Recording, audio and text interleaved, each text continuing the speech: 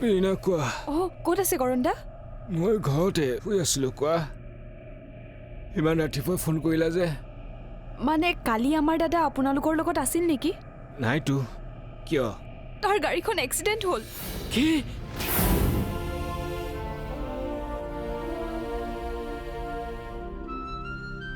কি হৈ আছে মই একো বুজি পোৱা নাই যদি পলাইছে কিমান দিন পলাই থাকিব সুকুমাৰ দা আহিলে ভালেই হ'ল চাওকচোন কি অৱস্থা একদম মানে মানুহটো বিচাৰি পোৱা নাই মই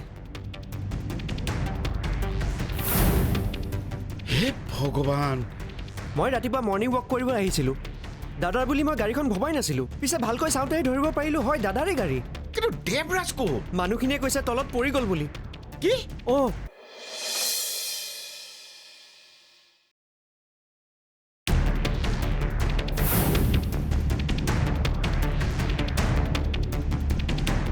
কেনেকৈ হ'ল এইবিলাক কেনেকৈ হ'বলৈ পালে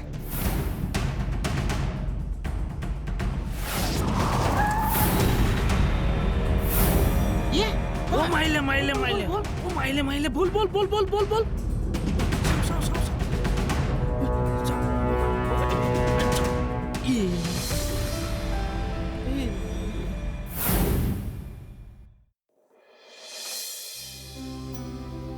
সি বাচি থকা নাই মেটু এনেকৈ কিয় ভাবিছা গাড়ীখনততো সি নাথাকিবও পাৰে নাই সি গাড়ীতে আছিল আৰু সি বাচি থকা নাই হে প্ৰভু মোক কি চাবলৈ জীয়াই ৰাখিলা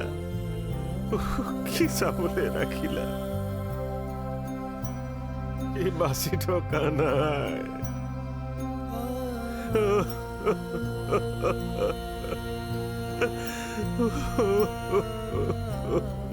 হেৰি আপুনি তাক এনেকৈ চাই থাকিব নে হস্পিটেললৈ লৈ যাব চাওক মোৰ ল'ৰাটোৰ এক্সিডেণ্ট হৈছে মই তাৰ ওচৰলৈহে আহি আছিলোঁ মই এতিয়া কোনফালে যাওঁ আপোনাৰ ল'ৰাটো বাচক আৰু এখেত মৰি যাওক নাই মই তেনেকৈ ভাবা নাই হেই ভবা নাই যি ভাবা আৰু তেওঁ হস্পিটেললৈ লৈ যোৱাৰ ব্যৱস্থা কৰক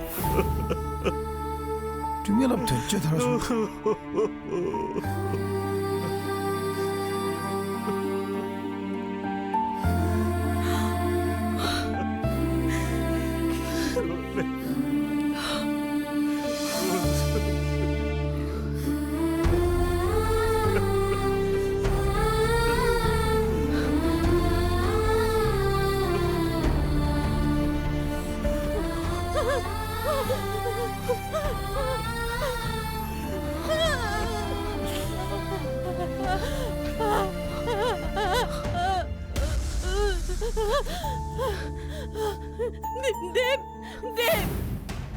মই কৈছোঁ নহয় তাৰ চিকিৎসাৰ নামত যিমান পইচা খৰচ হয় সকলো খৰচ কৰিবলৈ মই ৰাজি আছোঁ মই আপোনালোকক হাত জোৰ কৰিছোঁ আপোনালোকে তাক হস্পিটেলত নিয়াৰ ব্যৱস্থা কৰক পিছত মই বাকী সকলো চম্ভালিম আমি তাক গৈ হস্পিটেললৈ নিম আমাৰ হাততো গাড়ীও নাই আমি মৰ্ণিং ৱাকৰ কাৰণে আহিছিলোঁ কথা পাতি থকাতকৈ আপুনি তাক হস্পিটেললৈ লৈ যোৱাৰ ব্যৱস্থা কৰক আৰু 1 মিনিটো দেৰি নকৰিব কেনেবাকৈ এখেতৰ কিবা এটা হ'বলৈ হ'লে আপোনাৰ অৱস্থা বেয়া হৈ যাব কিন্তু ধৰ বল ইয়াক গাড়ীত থৈ ধৰ বৰ নিব লাগিব সোনকালে নিব লাগিব তাক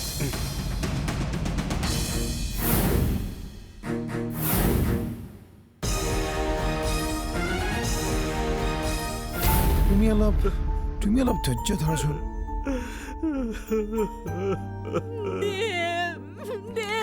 হ'ব বাইদেউ ধৈৰ্য ধৰকচোন আহিব আপুনি ক'ত আছে সি ধৈৰ্য ধৰকচোন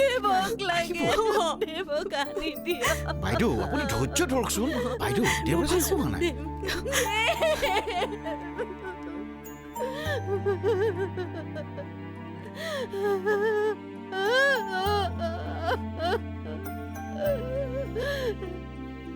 অমৃতা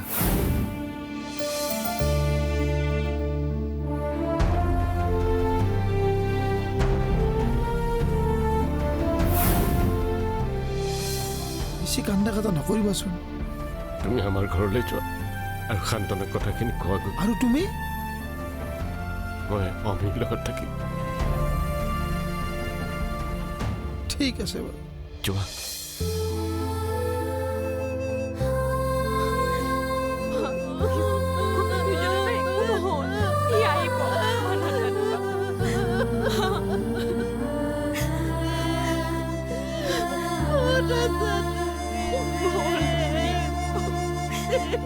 আমি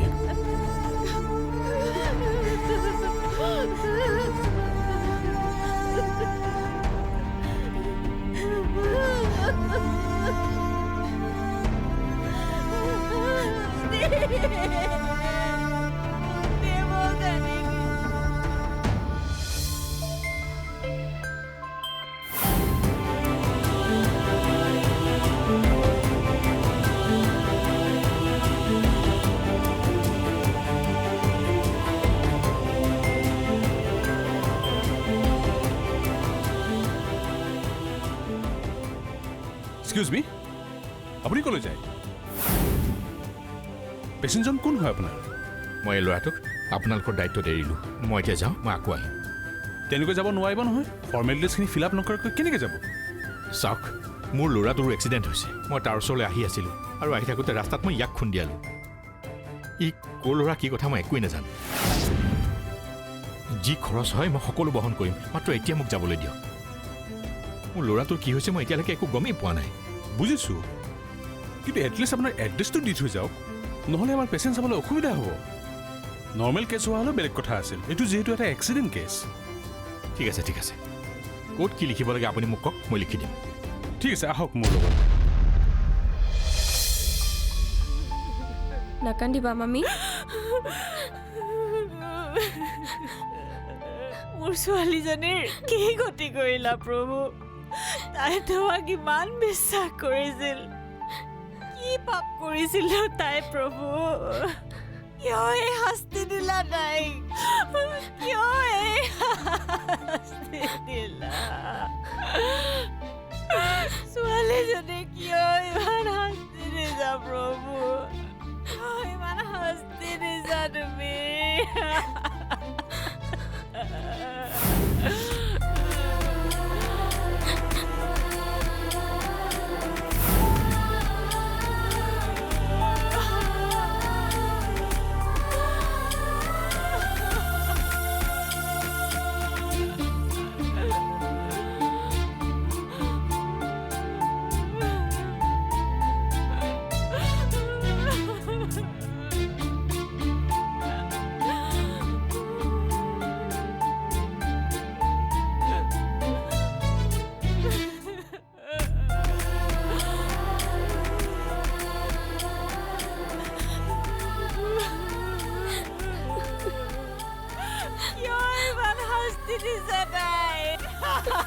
শংকৰ, ক'ত যোৱা? শংকৰ, বাৰ ওচৰলৈ।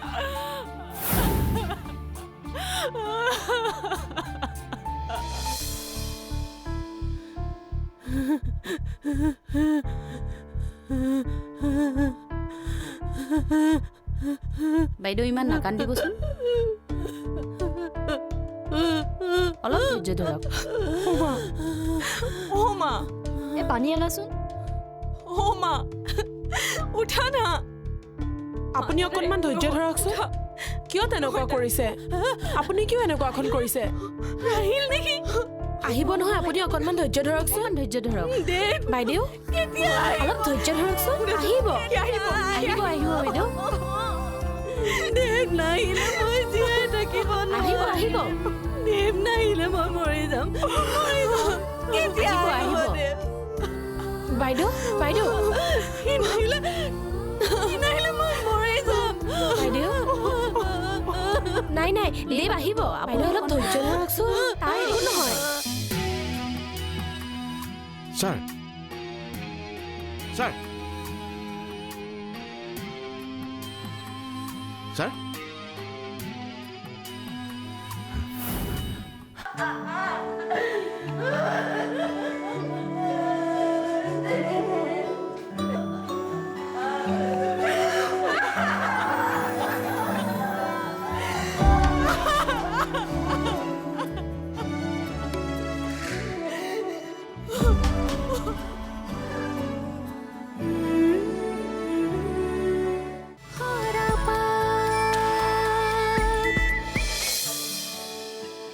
সঁচাকৈয়ে গুচি গ'ল নেকি আপুনি?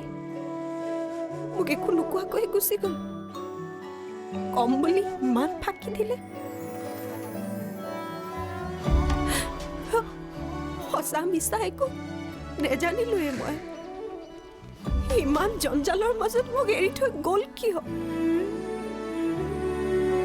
হৰা পাতে লিখে ফাগুনৰে কাহিনী আছাহি তুমি ভাৱৰা আৱৰি অধৰৰ গোপনি তোমাৰ নাম বাগৰে ধূলিব আবেলি হৰা পাতে হাঁহিলে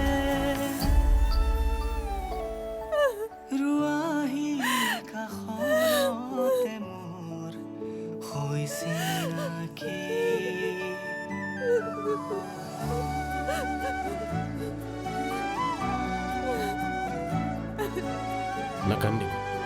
নাকান্দিবি মা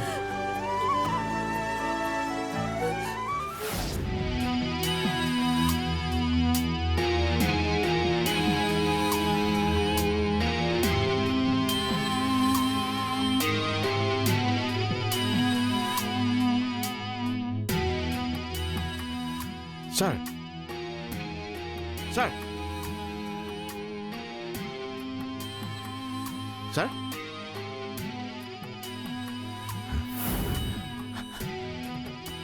স্যাৰ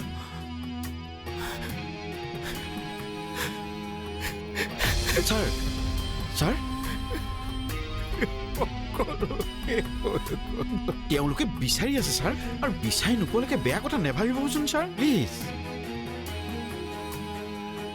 মই আৰু তাক জীৱিত অৱস্থাত নাপাওঁ ছাৰ পাম ছাৰ কিয় নেপাম পাম ধৈৰ্য ধৰক ছাৰ প্লিজ প্লিজ ধৈৰ্য ধৰক ছাৰ একো নহয় আমাৰ দেৱৰ একো নহয় ছাৰ প্লিজ প্লিজ ছাৰ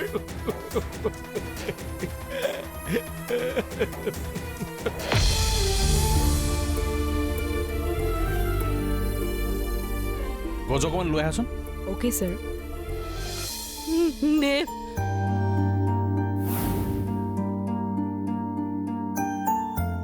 দেৱ দেৱক আনি দিয়া নাকান্দিব দেৱ কলৈ গ'লা তুমি নাকান্দিবচোন আপুনি অলপ ধৈৰ্য ধৰকচোন দেৱৰ একো নহয় ভাগি পৰিছে কিয় আপুনি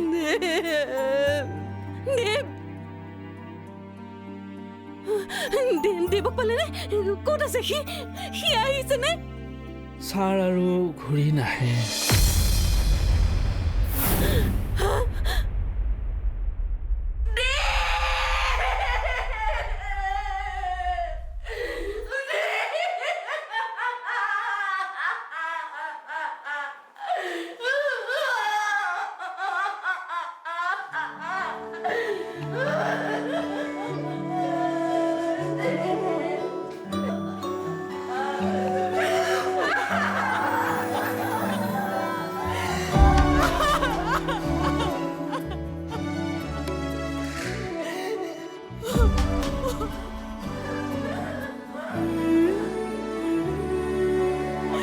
পাতে লিখে ফাগুনৰে কাহিনী আছাহি তুমি মোৰ ভাৱৰা আৱৰি অধৰৰ গোপনি তোমাৰ নাম বাগৰে ধূলিব আবেলি হৰা পাতে হাঁহিলে ৰুৱাহি কাষৰতে মোৰ হৈছে নাকি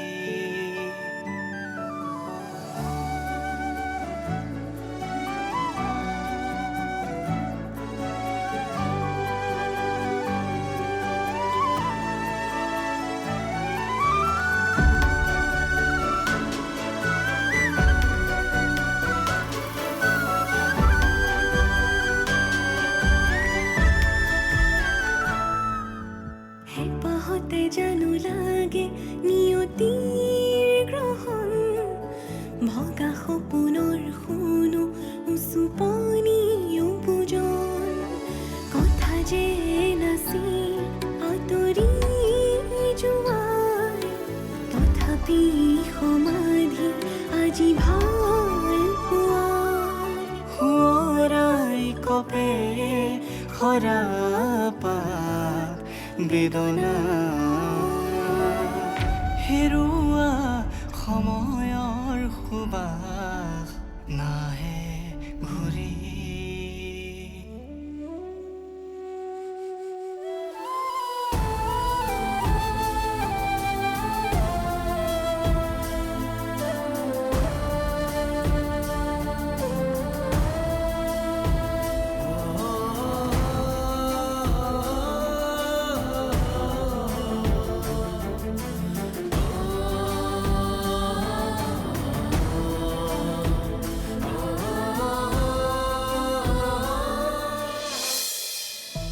কি কৰিম কেনেকৈ অফিচৰ কামবোৰ আগবঢ়াম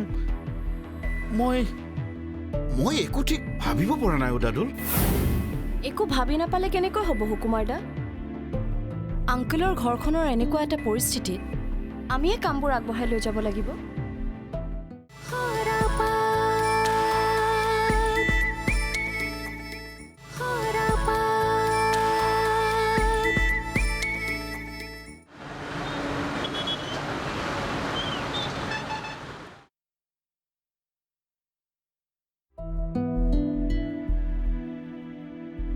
কি কৰে এতিয়া সুকুমাৰ দা যি কি নহলেও আমিতো আমাৰ কামখিনি কৰি যাবই লাগিব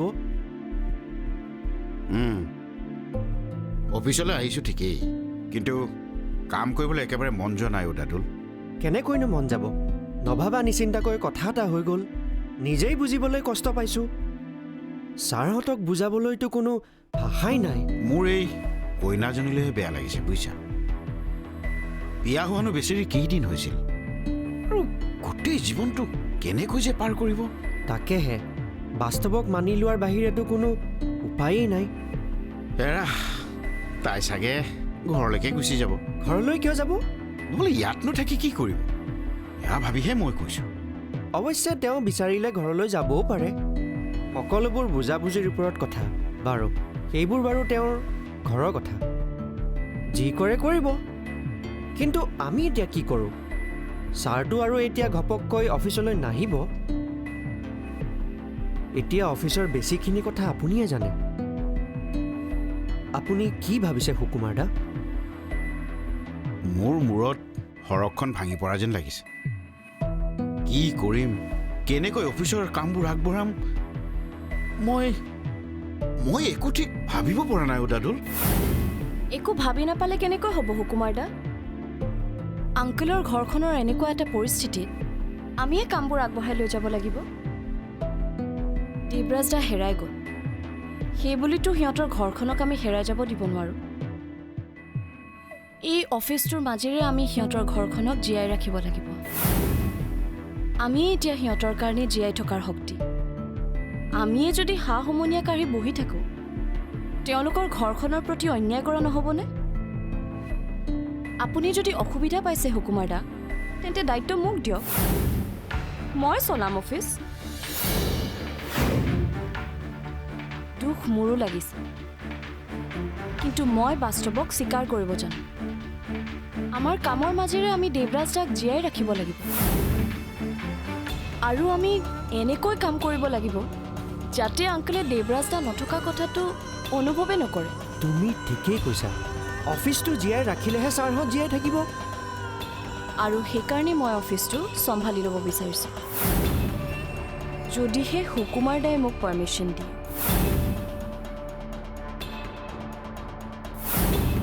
হেঁপাহতে জানো লাগে নিয়তিৰ গ্ৰহণ ভগা সপোনৰ শুনো উচুপনি পূজন কথা যে নাছিল আঁতৰি যোৱাৰ তথাপি সমাধি আজি ভাল পোৱাৰ সোঁৱৰাই কপে সৰা পাত বেদনা